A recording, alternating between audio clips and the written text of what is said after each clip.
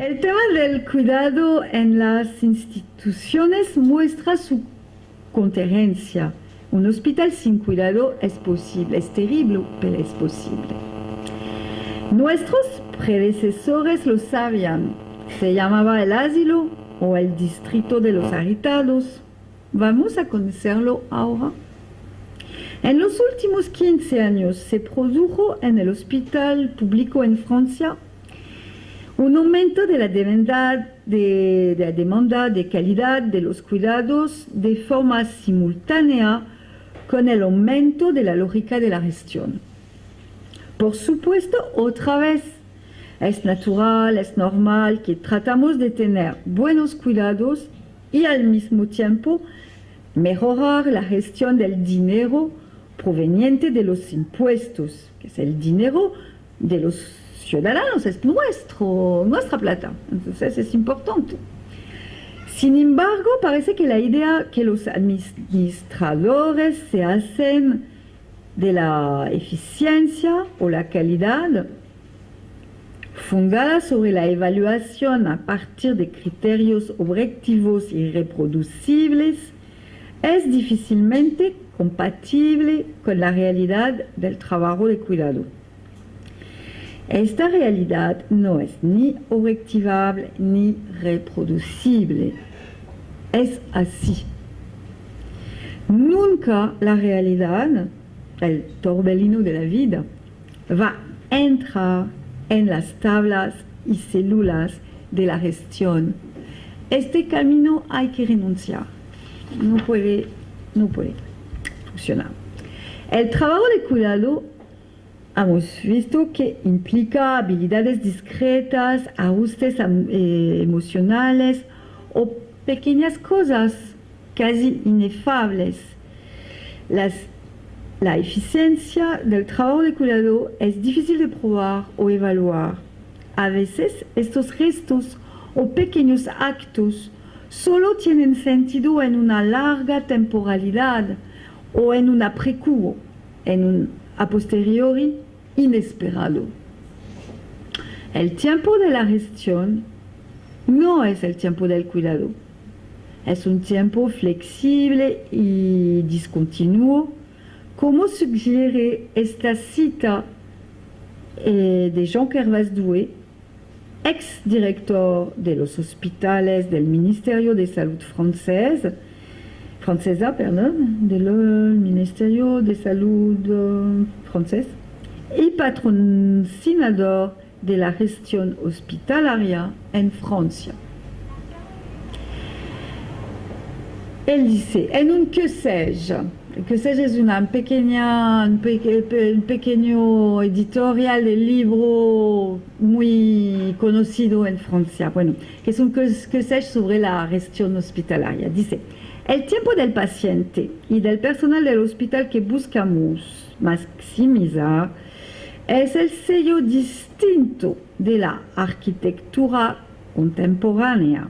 El hospital es menos un lugar para quedarse, es más bien un lugar de paso en salas cada vez más especializadas. El hospital del futuro, en términos de su arquitectura, será más parecido a un aeropuerto que a un hotel, aunque la función de hotel nunca desaparecerá por completo. Bueno, fue un discurso que tal vez haya sido deliberadamente provocativo. Los administrativos se quieren mucho de la dicha inercia o del arcaísmo de los trabajadores hospitalarios. Son esos términos en Francia, arcaísmo.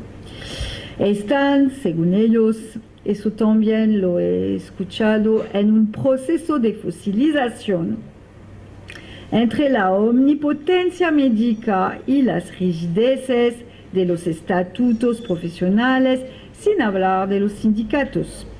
Esta psicología peyorativa funciona como una defensa protectora que les impide pensar el daño causado al trabajo real por la gestión y sus métodos de evaluación. Un ejemplo para ilustrar el flujo de los pacientes. Hoy en día en Francia, por razones de buena gestión, se practica cada vez más la cirugía ambulatoria. La atención, en este caso, se subcontrata. ¿A quién? Nadie se puede ir a casa si está solo la primera noche después de la anestesia. Hay que probar, el paciente debe probar que alguien está con él en la casa. Bueno, probablemente alguien ha calculado el riesgo estadístico de un problema por la noche y decidió que requeriría solamente la supervisión de una persona no médica, no enfermera, etc., apta para llamar una ambulancia cuando sea necesario, pero qué angustia para el paciente y para esta persona también. Descubre el hospital del punto de vista del paciente, una verdadera historia de dolor, de incertidumbre y incomodidad. Dice, todo es mi traducción. El equipo se dedica a lo más urgente, usted, luego otro. Pero, ¿por qué no a la inversa? El más joven, más dañado, la más dolorosa, la más cercana a la puerta. Uno se pregunta cuáles son las prioridades y sobre todo por qué la atención intensa y real de unos momentitos está seguida por largos periodos de abandono. La descripción es correcta, pero ¿cómo puede un diseñador del management no entender los criterios de la elección realizada por los cuidadores? ¿Cómo puede ignorar que la clasificación y jerarquización de los pacientes es un trabajo diario y la rentabilidad de las enfermedades es uno de los criterios preeminentes en Francia en este ordenamiento? Entonces, más lejos dice, más tarde desde mi habitación oigo por el pasillo una queja, un sonarero que aparece y desaparece con el aliento de esa persona. Ella sufre ahí, no muy lejos. La expresión del sufrimiento puro, un cristal de desesperación. Me dijeron al día siguiente que se trataba de un paciente con la enfermedad de Alzheimer y otros daños en algunos órganos. Nadie, ninguna unidad de hospitalización la aceptó. Así que esperó en este servicio de paso, lo que llamamos servicio puerta, que es un servicio entre la emergencia y el servicio de hospitalización. Es un servicio incómodo, no es un servicio para quedarse. Pregunta, ¿podría ser que a los malos cuidadores no les gusta la gente mayor? ¿O los criterios de gestión que rigen la clasificación de las enfermedades no son tan favorables para las personas mayores y como una polipatología? Algunas enfermeras de los servicios de urgencias me contaron que a veces tratan de no decir al teléfono la edad del paciente para quien están buscando una cama en un servicio. Pero hay un problema, es que el nombre dice la edad, porque hay modas en los nombres, como saben, y entonces Michelin no tiene 20 años de edad.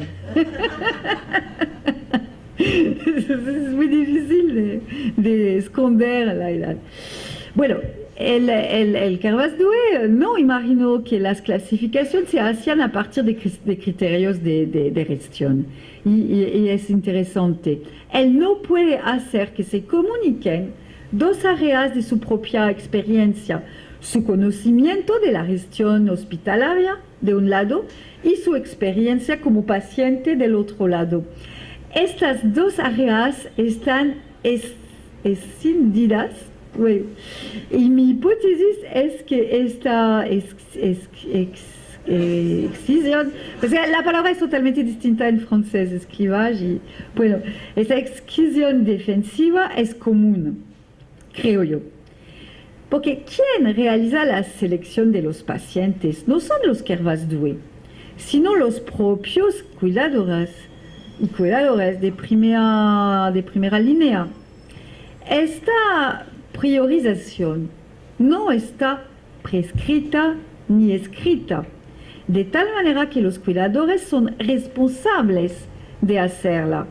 De este modo participan activamente para construir un remanente, un residuo. Este desperdicio invisible en el marco de las evaluaciones de calidad está formado por pacientes que no producen recursos financieros dignos de reconocimiento. Estamos en el servicio público. Esta clasificación es un verdadero trabajo sucio, un dirty work, en el sentido del sociólogo Everett Hughes, quien describe muy claramente la participación de los cuidadores en el sistema de gestión, lo que debilita la legitimidad de sus críticos y no tienen, sobre todo, ninguna razón para estar orgullosos de este trabajo. Bueno, en resumen, por lo tanto, una parte importante del sufrimiento en el trabajo de los cuidadores hospitalarios puede ser descrito en términos de sufrimiento ético. Hacer algo a pesar de un desacuerdo moral, pero hacerlo. El testimonio de Kervasdue sugiere, por otra parte, que los gestores, incluso cuando experimentan la enfermedad, no entienden el impacto de la lógica de gestión sobre la calidad de los cuidados. Bueno, y la pregunta es, ¿quién es el bueno en el testimonio del cuidado? ¿Sí se entiende la pregunta?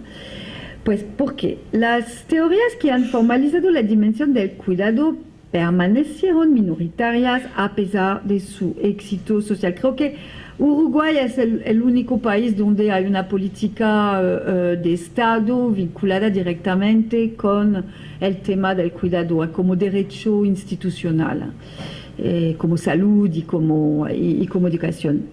Además, el trabajo de cuidado es llevado a cabo en su mayor parte por mujeres. Y si hablamos de la gente que está en primera línea, son mujeres poco calificadas cuyo discurso tiene una legitimidad social bastante débil. No hay ética del cuidado sin una política que le dé valor. Y no hay una politización del cuidado sin tener en cuenta las voces de quienes, en su mayoría mujeres, lo hacen. Y no es tan sencillo, sino por ejemplo, la ortodoxia mayoritaria en la medicina, por lo menos francesa, tiene un ajuste mucho mejor con las teorías de la gestión y el, entre comillas, hospital-aeropuerto que prometen. Al centrarse en la reparación de órganos, los médicos, las médicas también, evitan enfrentarse a la persona enferma o a la enfermedad vivida. La devaluación del cuidado está muy profundamente enredada con la práctica de evitar una dimensión de la experiencia humana. El cuidado genera sufrimiento por del punto de vista de la sensibilidad al sufrimiento de los demás. Malestar, asco, miedo, emoción, excitación, hasta excitación sexual a veces, tristeza o a veces odio. Las y los administradores y los médicos sentirían esas emociones como todo ser humano, pero ellos están muy bien protegidos por la división del trabajo. Añadiría que para un cirujano lo mejor es estar protegido de esta manera. No debe ser conmovido por la persona para operarla bien. La división del trabajo a veces, no en todos los casos, pero en este caso preciso, sí, a veces tiene una dimensión psicológica que garantiza la eficacia profesional. Y las cuidadoras están ahí para estar lo más cerca de los pacientes, enfermeras, auxiliares, aseadoras, etc. Y logran aguantar los sentimientos dolorosos, contradictorios y ambivalentes que genera el trabajo de cuidado, y por eso, para aguantarlos, deben elaborarlos. El logro de esta capacidad no depende de su personalidad o de su fuerza psicológica. El cuidado no es una virtud personal, una capacidad individual. Esto implica un trabajo colectivo importante.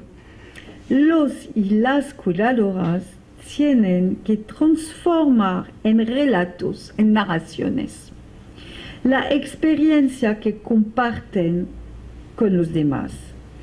Estas historias deben tener una forma admisible. Se trata de que sean soportables para permitir hablar de una realidad muy ansiogena.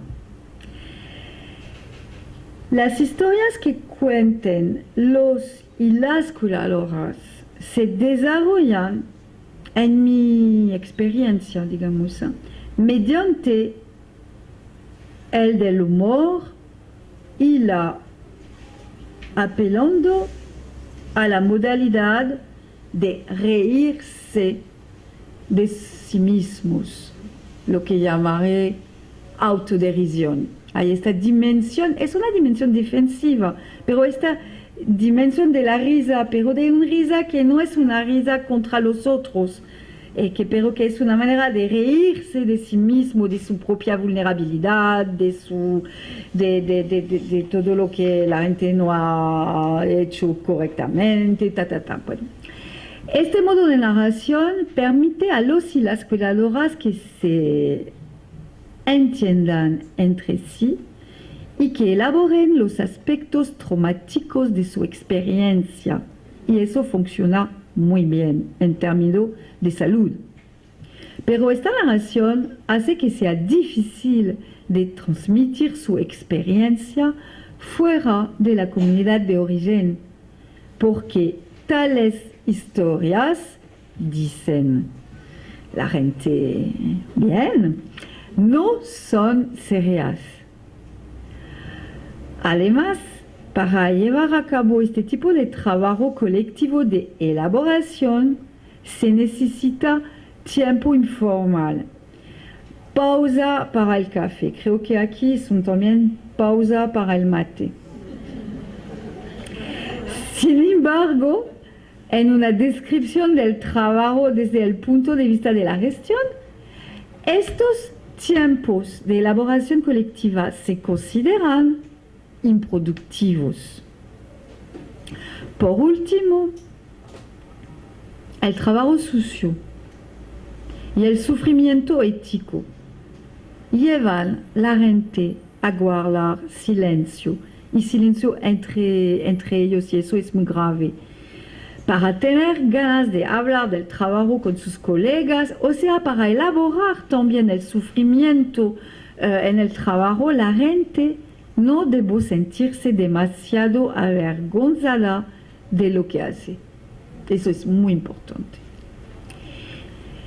Los y las cuidadoras pueden también protegerse del sufrimiento a través de la creación de defensas diseñadas esta vez para mantenerlos lejos, a distancia de las experiencias de las personas, de los pacientes que maltratan o mal atienden. Estas defensas requieren un sistema de representaciones despectivas en relación con los pacientes y compartidas en el equipo. Estas defensas alterizan a los pacientes, o sea, limiten las posibilidades de identificación con ellos o justifican su desprecio. No son dignos de ser bien cuidados. Por ejemplo, son responsables de su desgracia, como los alcohólicos, drogadictos, personas que han hecho un intento de suicidio, es su culpa. O porque son parte de un grupo étnico que supuestamente exageraría el dolor. En Francia es todo lo que está más al sur del mar Mediterráneo. Toda esta gente exageraría el dolor. Es cultural. O porque, o también otra racionalización defensiva es que ya no tienen nada en la cabeza, son vegetales. Eso se dice, por ejemplo, de la persona que tiene el mal de Alzheimer. Por ellos no cuenta porque pues no sé bien, no tiene nada en la cabeza. En realidad, yo debo decirlo, que estas defensas están funcionando bastante mal. Y funcionan bastante mal desde 20 años. Porque más la gente está bien formada, menos este tipo de racionalizaciones funcionan. Bueno, porque impiden estas defensas dar sentido al trabajo en la medida en que el trabajo se haría para gente que no vale nada. Entonces, pues, ¿qué sentido trabajar para gente que no vale nada? Pero no funciona bien.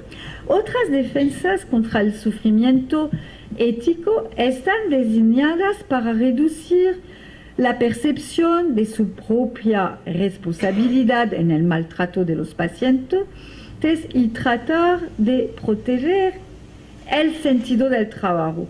Estas funcionan mucho mejor. En Francia son poderosas. Luego, las cuidadoras consideran que los administrativos tienen toda la culpa. Si se trata mal a la gente, es por el aumento de la lógica de gestión. Y es un discurso muy cerrado, muy difícil de mover. Pero hemos visto que del otro lado, los que administran, que tienen sus propias defensas también, no están en condiciones para entender los efectos de sus propias decisiones sobre el proceso de cuidado cotidiano. Ellos necesitan ser informados por los cuidadores. Esto implica que los cuidadores hablan con ellos y que ellos, por su parte, quieren escucharlos. Y tienen que escucharlos hablar en sus propias lenguas y cultura, es decir, a través de los relatos del cuidado. Los administradores tienen que aprender a tomar en serio otras formas de simbolización diferentes a las curvas y gráficos estadísticos. Creo que es muy posible a nivel micro o local y así se puede evitar ciertos tipos de tonterías. Pero en todos los casos de diálogo habrá un momento incómodo para todos, cuando nadie esté protegido por sus defensas, o sea, cuando deba enfrentarse a sus propias responsabilidades. Bueno, para sintetizar y concluir, asistimos desde los últimos 20 años a una extensión del sistema neoliberal y sus formas específicas de gestión y evaluación en el ámbito de los servicios públicos, educación, servicios de salud, trabajo social, etc. El resultado son situaciones absurdas, como el plan de vida de la gente con enfermedad de Alzheimer, o el de, por ejemplo, evaluar el trabajo de una cuidadora a domicilio a partir del número de camisas planchadas, mientras que el tiempo dedicado a hablar con las personas mayores no se reconoce. De una manera más general, lo que le importa a la gente no se mide en las tablas y estadísticas de la gestión. Lo importante es la ética. Y la ética del cuidado no se mide. No podemos nunca. No hay manera de hacerlo. Pero podríamos imaginar otras formas de gestión. Y hay que preguntarse por qué este sistema se impone en todas partes. La razón es que, una de las razones, es que el sistema neoliberal tiene precisamente una vocación sistémica. Podríamos decir que se trata de una forma de gobierno de las mentes y de los cuerpos que, para ser eficaz, donde debe ser eficaz, o sea, en el ámbito de la competencia económica, debe aplicarse incluso cuando no hay ninguna pertenencia. Este sistema se consolida a través de un conjunto de prácticas cotidianas, como si no hubiera otros horizontes, otras maneras de hablar o de hacer, como si no hubiera otro mundo posible. Nuestras subjetividades están determinadas por el neoliberalismo y el trabajo juega un papel central en esta conformación. Vivimos en un mundo donde debemos ser capaces de clasificar y comparar los hospitales, universidades, colegios, etc. Nuestros hijos deben ser eficientes, nuestros ancianos autónomos, etc. No solo debemos hacer nuestro trabajo, sino que tenemos que hacerlo visible, valorizarlo, haciendo su publicidad, su autopromoción, etc. Y sobre todo tenemos que competir para lograr recursos financieros a través de convocatorias, etc., que nos ponen en constante competencia entre nosotros. Al mirar las crisis que el neoliberalismo ha generado, parece ser un fracaso económico. Un fracaso en términos de prosperidad y felicidad, pero sin duda es un gran éxito en términos del imaginario social. Estoy convencida de que el neoliberalismo no es un enemigo fuera, sino un enemigo dentro de nosotros. Como dijo Don Araujo, no solamente estamos en el vientre de la bestia, pero no hay posición inocente, somos parte de la bestia, es nuestra carne. El neoliberalismo y sus prácticas de management, de gestión, de evaluación, no son solamente un programa económico, son ante todo un programa político en el trabajo de investigación, por ejemplo.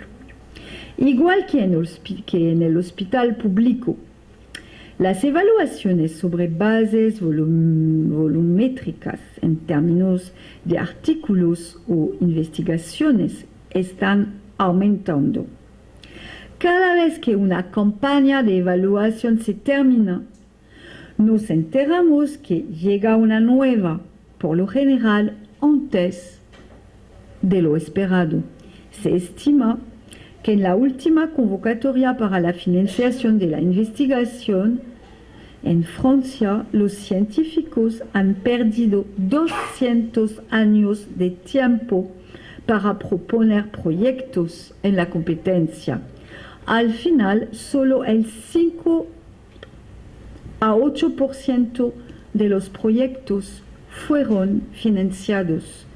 Eso es absurdo en términos de investigación, pero se puede hacer un hallazgo, mientras que los investigadores están perdiendo su tiempo en proyectos, no piensan y no despiertan políticamente.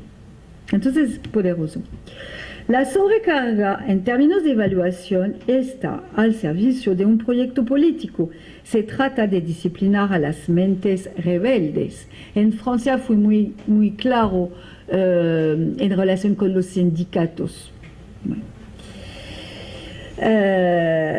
El desprecio abierto, pero abierto sin ninguna...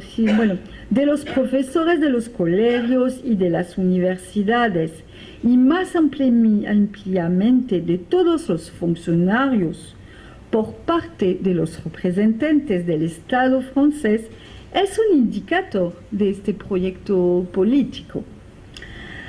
Al gastar mucho tiempo respondiendo a las imposiciones administrativas, existe un gran riesgo de irse fuera de la realidad, lo cual es una experiencia cotidiana en Europa. Esto último se llama alienación cultural, y con esta el riesgo de un retorno a la realidad por la violencia nunca está excluido. Nuestras responsabilidades en este proceso son parciales y no es una fatalidad. Creo que las historias de cuidado, estos relatos que parecen poco serios, ofrecen un camino posible, a veces es el único, para volver a la realidad, al suelo áspero de la experiencia, diría el filósofo Wittgenstein. Si el trabajo es un organizador central en nuestras sociedades, si el hospital y el dominio del cuidado son los analizadores privilegiados de las evoluciones del mundo liberal, de lo que falta en el mundo neoliberal, entonces estas pequeñas historias no tienen precio, son inestimables.